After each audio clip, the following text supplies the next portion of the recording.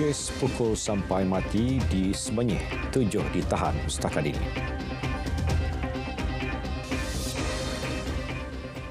Assalamualaikum, salam Malaysia Madani. Saya Muhammad Shah Musa.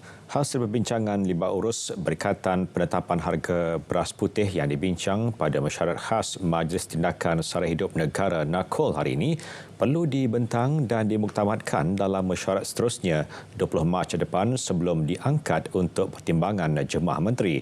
Perdana Menteri meminta Kementerian Pertanian dan Keterjaminan Makanan mengetuai dan menyelaras sesi Liba Urus berkenaan.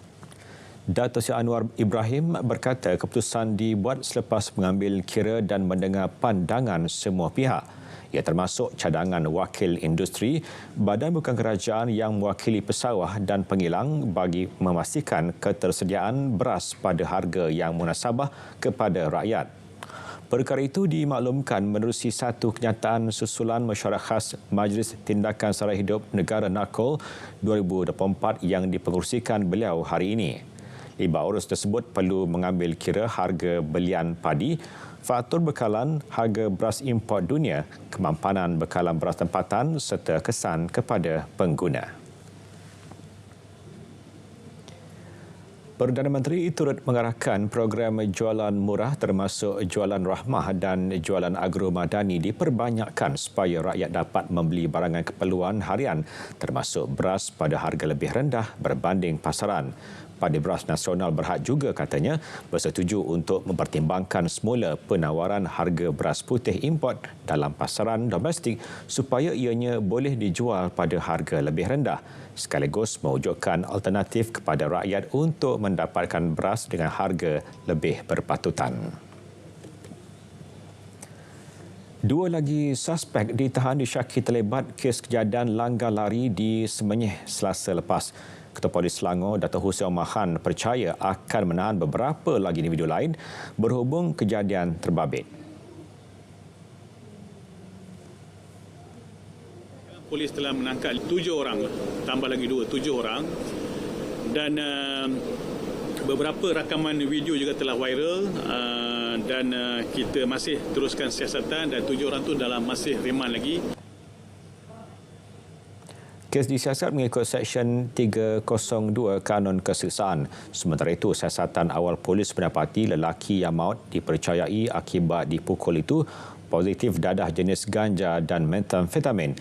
Lelaki itu juga didapati mempunyai 10 rekod lampau membabitkan dadah serta 1 rekod dikendaki.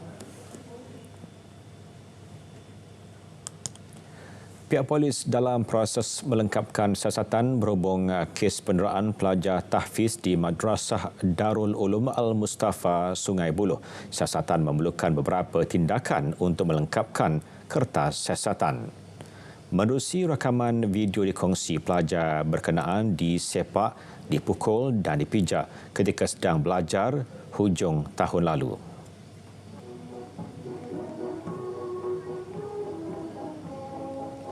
Sebawah Seksyen 31 Akta Kanak-Kanak.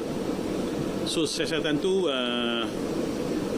ada beberapa tindakan perlu dilengkapkan dan kita akan lengkapkan rujuk pada pejabat pendakwa raya lah untuk keputusan. Terdahulu, Pertubuhan Nur Al-Mustafa Malaysia nafi dakwaan bahawa berlaku kejadian pukul dan paksa tidur di tandas madrasah berkenaan. Mayat anggota bomba Muhammad Izwan Ilyas, 42 tahun yang dikhawatiri lemas selepas terjatuh ketika menyelenggara bot di jeti pangkalan marin Sungai Mak Manden Butterworth ditemui selepas 19 jam operasi mencari dan menyelamat dilaksanakan.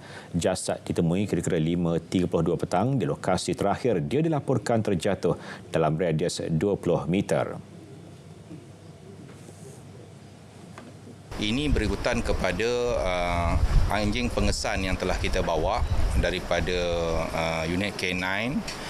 Di peringkat awal, 2 ekor yang pertama tadi telah menunjukkan interest ataupun turut menunjukkan tanda-tanda pengesanan dalam radius lebih kurang hanya 50 meter daripada lokasi boya ataupun lokasi point mangsa dipercayai terjatuh. Satu majlis penghormatan terakhir jenazah akan diadakan sebagai tanda menghargai komitmen Allahyarham sepanjang berkhidmat dalam pasukan JBPM masa meninggalkan seorang balu dan 5 orang anak.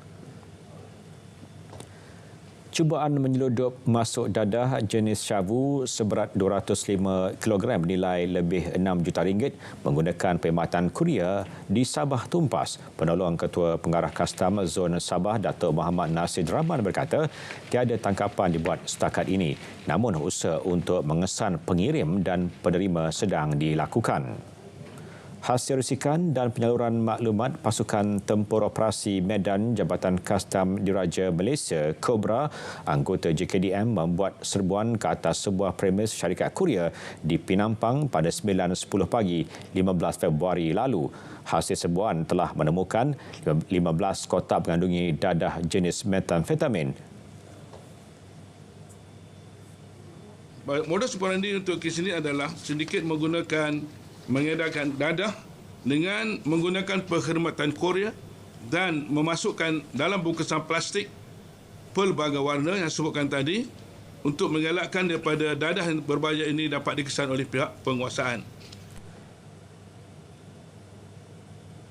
Rampasan berkenaan merupakan yang terbesar setakat ini pernah direkodkan JKDM Zon Sabah. Kes disiasat mengikut Seksyen 39B Akta Dadah Berbahaya 1952.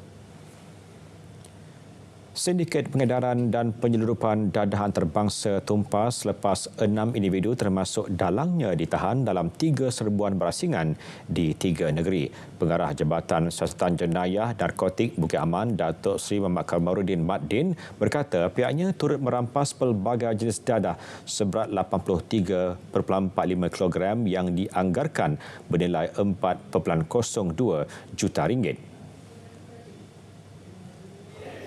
So modus operandi sindiket ini adalah menggunakan jalan darat bagi menyulut masuk dadah daripada negara jiran. Kemudian kumpulan dadah ini akan diedarkan melalui jalan laut ke negara jiran kita, Indonesia. So kita percayai sindiket ini aktif pertengahan tahun 2023. Kita telah membuat serangan awal, kita dapati 2 suspek positif dadah jenis methamphetamine, manakala 4 lagi suspek negatif dadah. Tambahnya, 5 suspek mempunyai rekod jenayah atas kesalahan jenayah dan dadah. Polis turut menyita 2 kenderaan dan wang tunai bernilai RM103,000. Kesemua suspek direman 7 hari sehingga 28 Februari bagi membantu siasatan di bawah Seksyen 39B Akta Dadah Berbahaya 1952. Bekas Setiausaha Sulit Kanan kepada bekas Menteri Pelancongan Seni dan Budaya diperintah bela diri terhadap 8 tuduhan menerima rasuah RM1.77 juta berhubung tender kempen perkelanan kementerian itu 6 tahun lalu. Hakim Mahkamah Session Kuala Lumpur, Suzana Husin, buat keputusan selepas mendapati pihak pendakwaan berjaya membuktikan kes prima facie terhadap Muhammad Saifullah Muhammad Minggu alias Muhammad Hisham 33 tahun di akhir kes pendakwaan. Walau bagaimanapun, hakim membebaskan tertuduh daripada 11 pertuduhan meminta dan menerima suapan berjumlah RM820,530 berhubung tender sama. Tunang Muhammad Saifullah, Nur Faziana Abdul Kadir juga dilepas dan dibebas daripada tuduhan bersubahat dengan tertuduh menerima suapan RM232,000 selepas mendapati pendakwaan gagal membuktikan kes prima facie. Muhammad Saifullah didakwa mengikut Seksyen 16(A)(B Akta Suruhanjaya Pencegahan Rasuah Malaysia SPRM 2009. Manakala Nur Faziana dituduh mengikut Seksyen 28(1) dan kedua-dua mereka boleh dihukum di bawah Seksyen 24 Akta sama. Sabit kesalahan, penjara hingga 20 tahun dan denda 5 kali ganda nilai suapan atau RM10,000 mengikut mana yang lebih tinggi. 17 April ditetapkan bagi prosiding bela diri. Seorang anggota Tentera Laut di Raja Malaysia TLDM mengaku tidak bersalah di Mahkamah Session Kuala Lumpur atas 8 pertuduhan menerima rasuah RM46,000. mengenai permohonan pinjaman pembiayaan Lembaga Pembiayaan Perumahan Sektor Awam LPPSA. Laskar Kanan Khairul Anwar Masidik didakwa menerima wang tunai berkenaan secara serahan tangan daripada pemilik syarikat Nur Pro Consultant bagi urusan permohonan pinjaman LPPSA membabitkan 10 individu. Semua kesalahan didakwa dilakukan di kuartus Desa Setiawira Kuala Lumpur antara 6 Januari 2021 dan 24 Mei 2022 mengikut Seksyen 165 Kanun Kesiksaan. Sabit kesalahan dipenjara maksimum 2 tahun atau denda. Hakim Suzana Hussein membenarkan tertuduh diikat jamin RM12,000 dengan seorang penjamin beserta syarat tambahan seperti yang dipohon pihak pendakwaan. 19 April ditetapkan sebutan semula kes. Masalah gangguan bekalan air yang berlaku di Pulau Pangkor, Perak sejak awal bulan ini pulih sepenuhnya. Menteri Besar Datuk Seri Sarani Mohamad berkata sektor pelancongan di pulau itu bersedia menerima semula kehadiran pengunjung. Jelasnya masalah yang berpunca daripada kebocoran di beberapa saluran paip rentas dasar laut itu berjaya diselesaikan Lembaga Air Perak LAP menerusi beberapa langkah mitigasi. LAP juga meningkatkan bekalan air ke daerah Manjung ke paras optimum dan melakukan pengezonan semula bekalan di kawasan terlibat gangguan. Lori tangki air juga dalam keadaan siap siaga untuk digerakkan. Paras kolam air di Pulau Pangkor turut menunjukkan tren peningkatan, manakala kawasan yang sebelum ini mengalami gangguan bekalan termasuk Teluk Nipah, Teluk Dalam dan Sungai Pinang Kecil telah pulih sepenuhnya. Penggiat pelancongan juga telah kembali beroperasi seperti biasa. Kementerian Luar pandang serius dan amat kesal dengan tindakan penyebaran satu salinan nota diplomatik bertarikh 20 September 2023 bertaraf sulit yang diterima Kedutaan Besar Malaysia di Rabat Maghribi. Wisma Putra dalam kenyataan menegaskan kementerian sentiasa tekankan kepentingan memelihara kerahsiaan komunikasi diplomatik dengan negara-negara sahabat dan rakan-rakan antarabangsa lain. Wisma Putra sifatkan penyebaran dokumen itu tindakan tidak bertanggungjawab. Siasatan dalaman dijalankan, kementerian mendapati penyebaran bukan berpunca daripada pihak dalaman. Satu laporan polis juga telah dibuat bagi membolehkan siasatan dimulakan dan kementerian akan beri kerjasama penuh kepada pihak berkuasa dalam proses ini. Wisma Putra menggesa agar tindakan penyebaran dokumen berkenaan dihentikan mengambil kira implikasi negatif kepada keyakinan dan kepercayaan komuniti antarabangsa terhadap imej dan integriti Malaysia. Bayaran insentif awal kajian sistem seraan perkhidmatan awam SSPA sebanyak RM2,000 beri kelegaan kepada penjawat awam terutamanya dalam membuat persiapan persekolahan dan Ramadan. Presiden Kongres Kesatuan Pekerja-Pekerja dalam Perkhidmatan Awam QPEX Datuk Adnan Mat yang berterima kasih kepada kerajaan bagaimanapun mengingatkan penjawat awam berhemat dalam berbelanja dan mengutamakan keperluan. Beliau turut menyeru semua kerajaan negeri, pihak berkuasa tempatan dan badan-badan berkanun mengambil langkah sama memberikan bayaran insentif awal bagi menjaga kebajikan pekerja. QPEX dalam pada itu memohon supaya kerajaan menyegerakan kenaikan gaji penjawat awam. Ini kerana gaji semasa pada masa ini dilihat tidak mampu menampung beban perbelanjaan susulan peningkatan kos sara hidup yang semakin ketara. Kestabilan politik antara faktor utama Malaysia berjaya meraih jumlah pelaburan tertinggi dalam sejarah mencecah RM330 bilion tahun lalu. Panalisis ekonomi berpandangan iklim pelaburan yang kondusif dan prospek pertumbuhan ekonomi yang baik turut mengukuhkan keyakinan pelabur.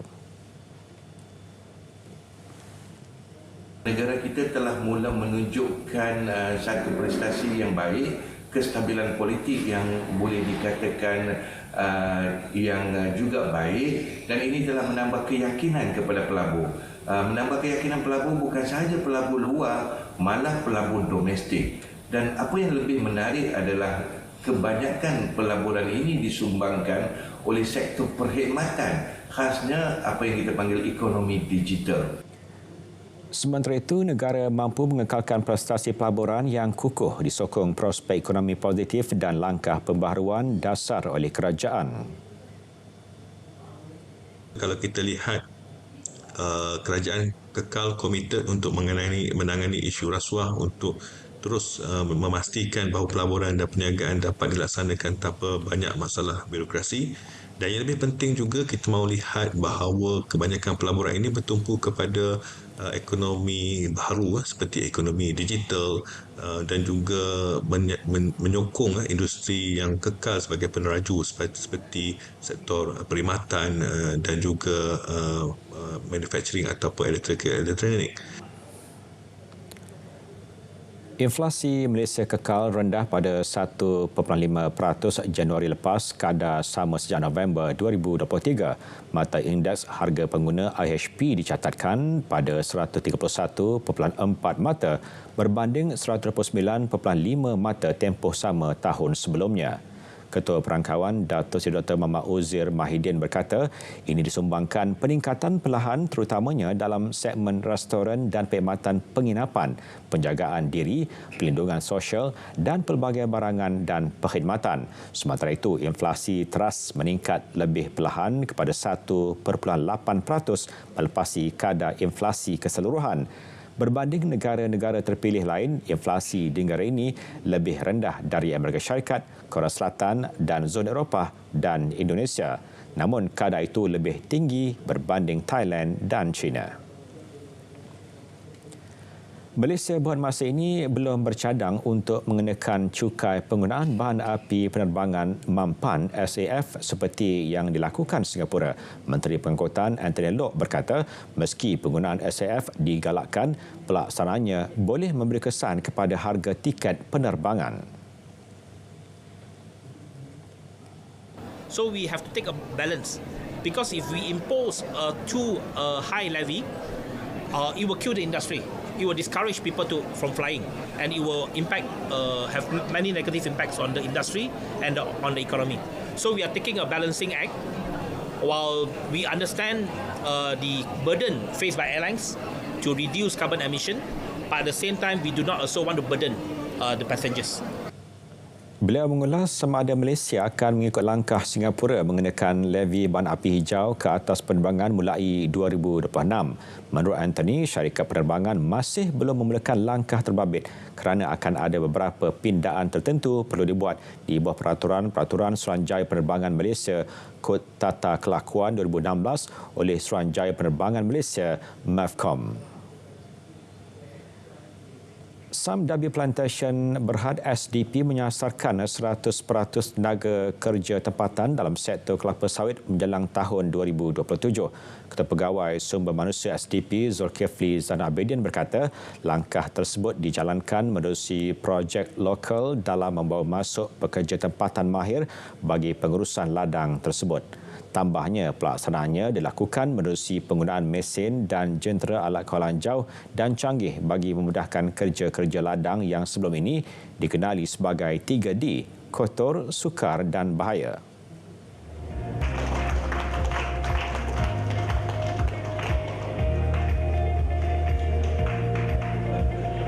Jadi dengan itu kita mengambil satu jalan yang baru. Sekiranya kita nak menggaji pekerja-pekerja tempatan, mustahak bagi kita manage this concept of 3D. Itu kita memperkenalkan mechanization. Jadi maksudnya pekerja-pekerja lokal tidak lagi perlu bekerja keras. Maksudnya tak perlu membawa knapsack untuk membaja ataupun buat aplikasi pest control, kan, that kind of thing. Jadi kita perkenalkan mechanization. Menurut Zulkifli, penggunaan mesin berkenaan juga dapat mengurangkan tenaga kerja asing, seterusnya menambah baik kadar gaji di kalangan pekerja tempatan. Ujarnya pihaknya juga akan menambah baik kemudahan lain seperti rumah bagi menarik minat pekerja tempatan golongan muda. Sultan Perak Sultan Nazrin Muizzuddin Shah hari ini menerima zakat perniagaan berjumlah lebih 2.5 juta ringgit daripada 6 syarikat korporat kepada Majlis Agama Islam dan Adab Melayu Perak, MAIP.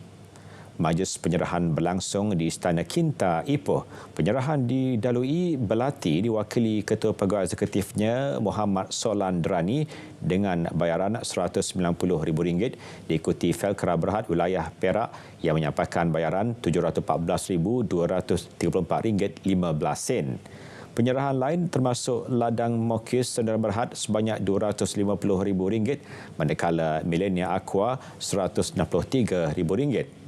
Turut menunaikan zakat Puncak Emas Infra Sdn Berhad berjumlah RM820,000 dan Royal College of Medicine Perak RM400,000.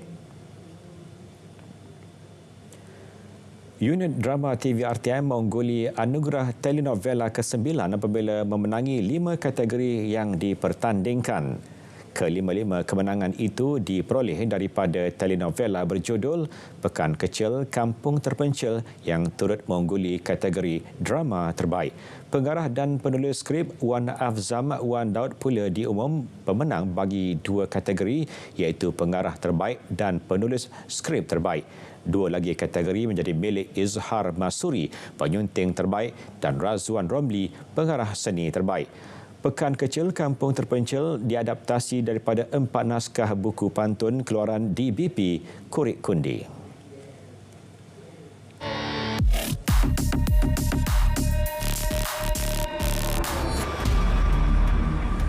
Tular kononnya rakyat Malaysia di Shore diberi keistimewaan masuk Israel tanpa visa. Cadangan didedah seorang pengguna media sosial yang memetik muat naik seorang ahli parlimen negara haram itu. Hasrat disuarakan susulan keberadaan Menteri Dalam Negeri ketika Perdana Menteri Israel berucap pada sidang PBB. Jika pengecualian visa dilaksana, Malaysia bakal jadi negara berikutnya diberi kelebihan itu selepas Amerika Syarikat. Semakan pasukan biar betul mendapati maklumat yang dikongsi tidak berasas. Menurut Menteri Dalam Negeri, kehadirannya pada sidang dimaksudkan bukan bertujuan mendengar ucapan Netanyahu. Sebaliknya, beliau hadir sebagai delegasi negara selain mahu mendengar ucapan Perdana Menteri. Selain bermimpi di siang hari, cadangan pengecualian visa kepada rakyat Malaysia juga tak masuk akal. Ini kerana Malaysia dan Israel tak pernah memiliki hubungan diplomatik dan Kuala Lumpur tidak mengiktiraf kewujudannya. Malah, pasport antarabangsa Malaysia dengan jelas menyatakan Israel satu-satunya negara yang ditegah dimasuki. Jika diimbas kembali, misi kapal bantuan kemanusiaan Mavi Marmara ke Gaza pada 2010 yang turut disertai Malaysia turut disekat tentera rejim. Jika kapal pun boleh dihalang, apatah lagi kemasukan rakyat Malaysia. Henti sebar maklumat tidak betul. Tak perlu wujudkan persepsi salah, terutama berkaitan hal yang dipersetujui bersama. Dari sungai ke segara, Palestin pasti merdeka. Terima bahan fitnah atau disyaki tidak betul. Segera lapor ke MCMC. Biar betul, tak pasti, jangan kongsi.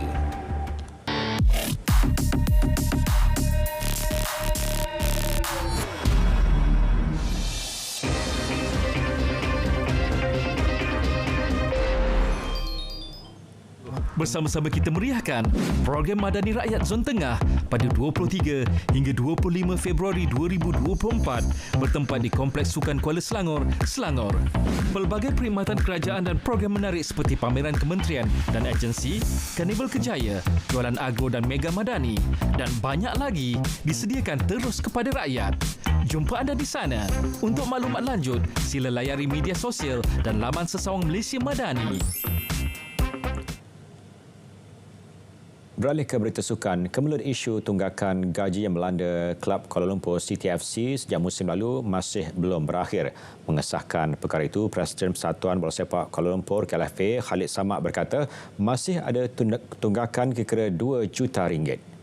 Menurutnya, tunggakan itu termasuk bayaran gaji pemain dan pengurusan kelab selama 2 bulan. Beliau berkata isu tunggakan itu berlaku susulan pengurangan bajet daripada Dewan Bandaraya Kuala Lumpur DBKL iaitu dari RM10 juta ke hanya RM5 juta. Jimmy sudah pun bergerak. Suka ketegah tandukan. Hutang gaji yang tertunggak adalah untuk bulan Oktober dan November. Tetapi oleh kerana perubahan musim, jadual musim yang dilakukan, maka terlajak masuk Disember. Apa khabar angin yang mengatakan sampai 4 bulan tertunggak dan sebagainya adalah tidak benar. Kita tertunggak hanya bulan Oktober dan November, dan yang Disember punya adalah di luar daripada jadual, tetapi kita akan cover dan kita akan runding dengan players. Khalid bagaimanapun menegaskan kelab itu tidak akan mengurangkan bajet pembelanjaan sebanyak RM14 juta bagi musim ini. Skuad para negara mempamerkan persembahan cemerlang pada kejohanan berbasikal trek para Asia 2024 di New Delhi, India dengan beberapa pingat emas berjaya diraih. Pada hari kedua kejohanan semalam, atlet negara berjaya merangkul 4 pingat emas dan 2 pingat perak. Kilauan emas negara diperoleh Muhammad Yusof Hafizi Shahruddin dalam acara Scratch Race 15 km 60 pusingan bagi kategori MC1, manakala Muhammad Adi Raimi Amir Zahan meraih emas acara sama bagi kategori MC5 dan Zuhairi Ahmad Tarmizi pula bagi acara 1 km time trial bagi kategori MB. Kecemerlangan atlet negara teruskan dalam acara 1 km time trial kategori WB apabila Muhammad Khairul Hazwan Wahab yang dibantu Muhammad Arfi Khairan Amran menang emas, manakala Ahmad Ahlami Muhammad yang dibantu Muhammad Khairul Adha Rasul merangkul perak.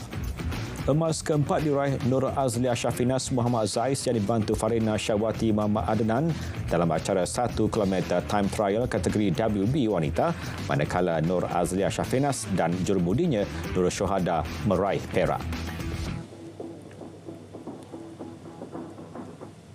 Penganjuran Rally Sprint X1 yang kini memasuki edisi ketiga tahun ini turut mempertaruhkan kategori Rookie Cup. Kategori itu bagi memberi peluang peminat sukan permotoran tempatan untuk hadir sebagai pelumba tanpa perlu memiliki pasukan lumba secara profesional. Pengarah perlumbaan Radwan Rashid berkata lebih menarik bagi kategori berkenaan pelumba boleh menggunakan kenderaan kegunaan harian mereka. Menurutnya, perlumbaan itu mendapat sokongan Kementerian Pilihan Sukan KBS serta mendapat pengiktirafan oleh Badan Induk Sukan Pemotoran Tanah Air MAM. Sebab kita ingin sukan rally ini kembali bersinar di Malaysia, sebab itulah kita juga buat Rookie Cup, iaitu untuk orang-orang baru menyertai, di mana menggunakan kenderaan biasa on the road, tidak perlu road cage, dan juga dia adalah orang yang betul-betul baru dalam sukan rally. Rally Sprint S1 dijadualkan membuka tirai pada hujung minggu ini bertempat di Taman Expo Pertanian Malaysia Maib Serdang dan tiada sebarang tiket dikenakan kepada pengunjung. Berita tengah malam berakhir di sini. Dari Sungai ke Segara, Palestin pasti merdeka. Assalamualaikum dan salam Malaysia Madani.